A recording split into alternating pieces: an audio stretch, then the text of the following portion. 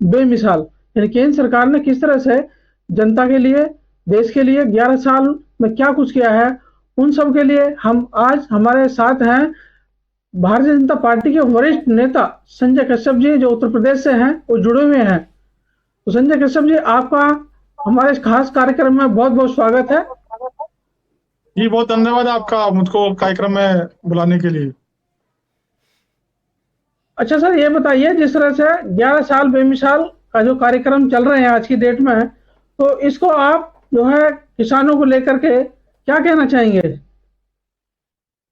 किसानों को लेकर आपने पूछा, तो किसानों के लिए सरकार ने चाहे वो समर्थन मूल्य को बढ़ाने का काम किया, चाहे वो किसान को पहले जो पानी नहीं मिलता था तमाम सूखाग्रस्त क्षेत्रों में काम किया, और बहुत सारी सिंचाई योजना, बहुत सारे ऐसे उपकरण, चाहे वो स्प्रिंकलर की योजना हो, चाहे वो ड्रिप इरिगेशन हो, चाहे वो मंत्रियों द्वारा ये रातों रात में भी जाकर गश्त लगाकर देखना कि नहरों का जो पानी है वो अंतिम छोर तक जा रहा है, जिसको टेल तक कहते हैं, वहां तक जा रहा है या नहीं। वो सारी चीजें, चाहे वो सिंचाई विभाग में भ्रष्टाचार को कम करना हो, और उसमें जो जो फसलें होती थी उसको किस प्रकार से बोना है, कब बोना है, किस प्रकार से उसमें खाद जी। और कीटनाशक, ये सारी चीजें का के लिए कृषि विज्ञान केंद्र खोलना। यूरिया का एक बहुत बड़ा संकट होता था, आप जानते हैं, किसान के लेकिन लिए इस 11 चोरी साल होती में थी, तो यूरिया को आपने, नीम कोटेड यूरिया करके, कश्यप और किस संजय प्रकार जी, से इस 11 साल में आपने युवाओं को कितना रोजगार दिया है केंद्र सरकार ने या राज्य सरकार ने? क्योंकि जहां जहां आपकी सरकार है वहां पर वो सब चीजें केंद्र सरकार या राज्य सरकार कितना युवाओं को फायदा दे खेल पाई? इंडिया जो कार्यक्रम है, आप जानते हैं कि ये युवाओं को लेकर ही केंद्र है। और खेल इंडिया जब से ये हुआ है, शुरू के 5 साल में सरकार ने इसमें इन्वेस्ट किया, और उसके बाद आप देख रहे हैं कि हम्म। अगले जो 5 साल आए, जी। वो 2 साल आपने देखे होंगे कोविड में भी गए, लेकिन उसके बावजूद भी, जी। और हर चाहे वो क्रिकेट हो, क्रिकेट के अलावा जो और भी खेल हैं, उन सारे खेलों में, और खास तौर से लड़कियां, खास तौर से वो, और वो स्टेट हरियाणा जिस जो भ्रूण हत्या के लिए जाना जाता था, लेकिन खेल में इन्वेस्ट करके, और वहां की किस प्रकार से वहां की मणिपुर की, और ऐसे सब तमाम खेल जो अन्यथा वो उनको ध्यान नहीं दिया जाता था, लेकिन सरकार ने उसमें इन्वेस्ट किया है, सरकार ने सुविधा दी है, सरकार ने एनकरेज किया है।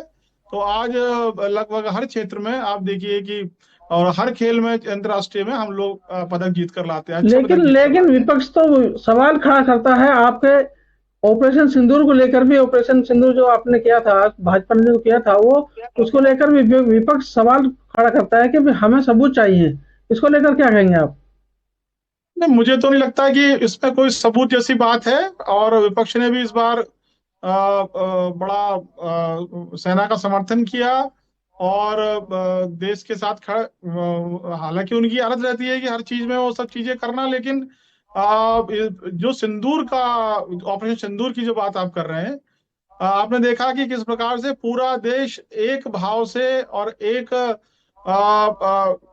जो श्रद्धा भाव है, चाहे सेना के प्रति हो, चाहे उन जवानों के प्रति हो जो शहीद हुए हैं, और चाहे वो उन ताकतों के खिलाफ खड़ा होने का काम हो जो कि देश में इस प्रकार का जो काम किया था कि सांप्रदायिक तनाव हो, उनको भी किस प्रकार से पूरी जनता ने नकारा, और एक बड़ा पूरा देश जो हमारा है वो पूरा एक साथ मिलकर खड़ा हुआ। लेकिन इसमें किसी भी प्रकार का जिस संदेह तरह से करना, ये तो विपक्ष ये देशद्रोह का कहता है काम कि है, अगर जैसे विपक्ष करता है तो। ऑपरेशन सिंदूर हुआ, उसके तुरंत बाद प्रधानमंत्री जी बिहार पहुंच जाते हैं भाषण देने के लिए। क्या ये सही है? नहीं, अब ये भाषण देना नेताओं का काम है, हेलो। भाषण देना नेताओं का काम है, और जब पूरा देश रहता है तो भाषण आप, और इस देश में वैसे भी आजादी है, बोलने की आजादी है, और ये बोलने की आजादी और सब तरह की आजादी इसलिए यहाँ पर सबको मिलती है क्योंकि यहाँ भारतीय जनता पार्टी की, यहाँ पर नरेंद्र मोदी की सरकार है, इसलिए भाषण तो कोई कहीं दे ही सकता है। 11 साल बीत चुके हैं। कश्यप जी, ये बताइए कि जो 15 लाख रुपए लाने वाला सिस्टम था, अभी तक लागू नहीं हुआ है। जनता ये विपक्ष कहता है कि अभी तक हमारे जो 15 लाख रुपए लाने थे वो अभी तक नहीं आए हैं। क्या नहीं आई? 15 लाख रुपए का जो मोदी जी ने कहा था कि जी भाई जी हम जी। 15 लाख रुपए लेके आएंगे, लोगों का वहां से काला ये धन जो लेके आएंगे ये और देश के लोगों को 15-15 लाख रुपए अकाउंट में देंगे। जो ये 15 लाख रुपए लेने की बात करते थे, वो आज तालियां बजाते हैं जब रोड बढ़िया हो जाती है। ये वही 15 लाख रुपए मांगने वाले वो लोग हैं जो 2012 में, जिनकी सरकार में सरकार का रक्षा मंत्री कहता है कि हमारे पास केवल 6 महीने की गोलियां बची हैं सरकार जो सैनिकों के अभ्यास के लिए, और युद्ध होगा तो हम क्या करेंगे। ये वही लोग हैं जो 15 लाख रुपए मांग रहे हैं, जो देश को खजाना कंगाल किए बैठे थे। देश के ऊपर कितना बड़ा कर्ज था और फॉरेस्ट रिजर्व बिल्कुल नील था। ये वही लोग हैं जो अर्थशास्त्री होते हुए भी, और भारत देश को का जो अर्थव्यवस्था थी वो कहाँ पर थी। और ये वही चाय बेचने वाला है जो जिसने अर्थव्यवस्था को आज विश्व की चौथे नंबर पर ला दिया है। और तो अब ये 15 लाख मांगते रहे। ये लोग मांगने वाले हैं, जनता नहीं मांग। जनता के संतुष्टि है, जनता को घर मिल रहा है, जनता को 5 साल, और देखिए कितने साल से फ्री राशन मिल रहा है। कोविड जैसे जब समय में इस देश को अगर कोई बचा सका तो केवल इसलिए बचा है कि नरेंद्र मोदी थे। और ना केवल नरेंद्र मोदी ने खुद को बचाया, जो 15 लाख मांगते हैं उनको विचार करना चाहिए कि एक देश का जो राष्ट्रपति है वो मोदी जी का स्वागत तब भी करता है जब सूर्य ढल जाता है, जबकि किसी ने किसी और का नहीं किया। इसलिए क्योंकि मोदी जी ने ना खुद उसको कोविड ने खुद को बचाया, बल्कि उन्होंने जान बचाई। 15 लाख से ज्यादा कीमती है वो। और ना केवल अपना बचाया, दूसरी जगह बचाया। तो ये सारी चीजें ऐसी है कि जो जुमले का इस्तेमाल विपक्ष करता है।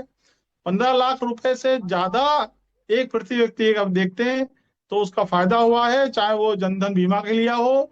और बीमा देखिए आप, 5-5 लाख रुपए का सबको है। अब 15 लाख एक दे देते हमने तो, अब 5 जने हैं तो 25 लाख रुपए का बीमा दे दिया। लेकिन तो सर कहने एक का बात मतलब बताइए, ये है जिस कि तरह से अगर अगर शासन को गरीबों को देखना है जो या देना था सिलेंडर, एक बार जी देने के बाद दूसरी बार दिया नहीं गया है केंद्र सरकार की क्या, ओर से। जिस तरह से गरीबों के लिए सिलेंडर जो देने थे, गैस का सिलेंडर नहीं, दिया गया, गरीबों उसमें को अभी सिलेंडर फ्री दोबारा से था। उसमें देखिए कोई उज्ज्वला भरवाया नहीं सिलेंडर, गया है। उज्ज्वला उसके उज्ज्वला लिए जो बताइए। स्कीम है उसमें वो माता बहनें जो जिनका स्वास्थ्य खराब हो जाता था, गांव देखिए, हम आप लोग विपक्ष, ये जो वो बात करने वाले ये लोग हैं, ये शहर में रहते हैं। यो लोग जो जो गांव में आप जाकर देखिए, चित्रकूट जाके देखिए, बिहार जाके देखिए, उन आदिवासी क्षेत्रों में जाके देखिए, वहां पर सिलेंडर का पहुंच पाना वो उनको लेना था। लेकिन आप देखिए उज्ज्वला का जो रेट है वो आज भी सस्ता है। वो आज भी उस कीमत पे मिलता है कि आपको, आप 3 महीने का लेते हो, वो 1 महीने का लेते हैं। तो ये जो अब, लेकिन अर्थव्यवस्था को बिल्कुल ऐसा तो नहीं है। मोदी जी कहते हैं कि स्वावलंबी बनिए। हाँ, हम सहायता कर सकते हैं, लेकिन किसी को फ्री में खाने की आदत हम लोग नहीं पड़वाएंगे, ये बिल्कुल मंत्र है। लेकिन सरकारों ने पहले क्या किया, आप दिल्ली सरकार देख लीजिए, क्या फ्री का दिया। आप कहाँ है दिल्ली सरकार? तो फ्री का काम नहीं करना, स्वावलंबी बनाना अलग बात है, सहायता करना अलग बात है। तो उनको सिलेंडर दिया गया है, सस्ती गैस दी जा रही है, और उनको घर के लिए लोन दिया जा रहा है, जिससे अपना घर बनाए। घर किसी को फ्री नहीं दिया गया। वो आवास योजना अलग है, गरीबों को दिया गया। तो मेरे कहने का मतलब ये है कि आप समझिए कि स्वावलंबी सबको बनाया जाएगा। किसी को फ्री का ऐसा आदत जो विपक्ष करता आया है, वो ऐसा करने की इजाजत या मंशा सरकार की नहीं रहती है। अच्छा ये बताइए, शिक्षा को लेकर क्या कहेंगे कि शिक्षा को लेके आपने इस समय युवाओं के जो स्कूली शिक्षा को लेकर बताए, इसमें आपने या केंद्र सरकार ने कितना इसमें सहयोग किया?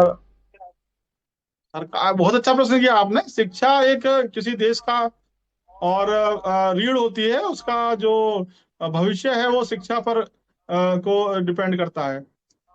एक अगर हम लोग एक आंकड़ा, इंटरनेशनल आंकड़ा माने, अंतर्राष्ट्रीय आंकड़ा माने, तो जो मोदी जी ने शिक्षा में आमूलचूल परिवर्तन लाए। देखिए, शिक्षा सबको मिल जाए, शिक्षा केवल नौकर बनाने का काम करे तो वो बेकार है। शिक्षा देश का भविष्य बनाना चाहिए। आप समझिए कि जब से सरकार आई है, सरकार ने जो शिक्षा नीति में नई शिक्षा नीति लाई, उसमें आमूलचूल परिवर्तन करे।